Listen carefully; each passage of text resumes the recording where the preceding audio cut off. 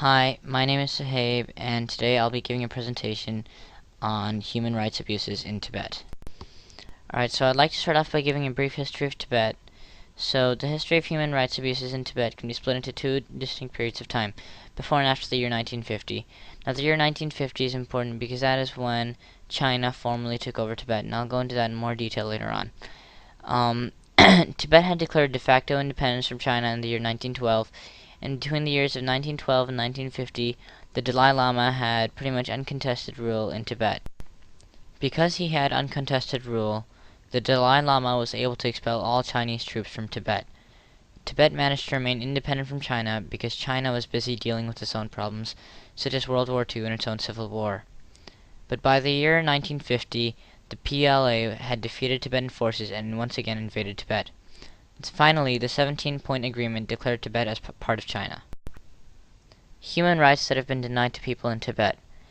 The UN has come up with a list of about 30 basic human rights that every human should be given. Of these, many are being denied to citizens who protest for an independent Tibet.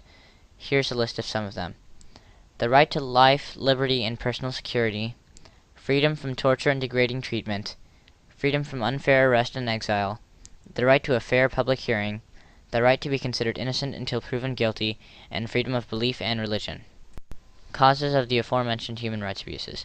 Tibet's relative location has played an important role in allowing the human rights abuses to take place. Because Tibet is so close to China, China was able to easily take over Tibet. Because the Chinese government has official control over Tibet, it is able to carry out such abuses. Peaceful protests lead to the kidnapping and eventual torture of protesters. The Chinese government is trying to eradicate Tibetan culture by outlawing support and reverence of the 14th Dalai Lama.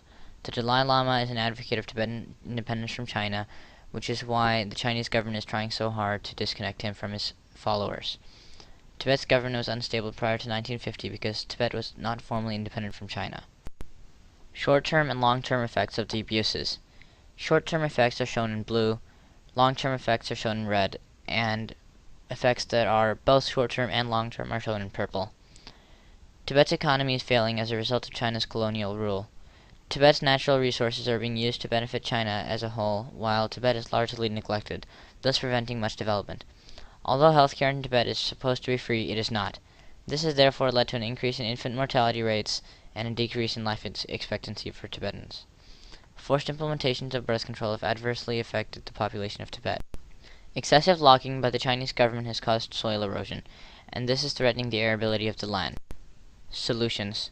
The ultimate goal for Tibetans is independence from China. This may end almost all of the human rights abuses in Tibet. Sanctions on China from its major trading partners to pressure China into recognizing Tibet as independent. Increased awareness of the abuses in Tibet may result in more sanctions on China. Organizations such as Tibet Justice Center, Free Tibet, and Tibet Watch have made significant efforts to raise as much awareness as possible.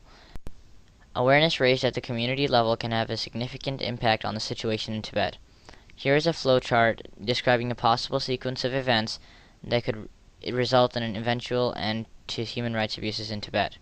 Awareness raised at the school level can result in awareness raised in the community, which can result in a congressman or representative becoming aware, which can result in nationwide awareness, which can result in sanctions against China, which can result in a free Tibet, which can result in an end to human rights abuses in Tibet.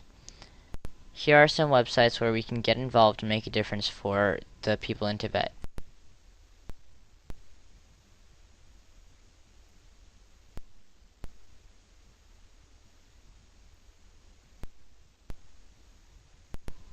How can we get involved?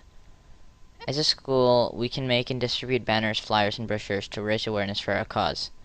We can organize events to raise money, such as bake sales, or we can even sell or distribute merchandise to promote our cause. We can call our local representative and express our concern for the people of Tibet. See the next couple of slides for details.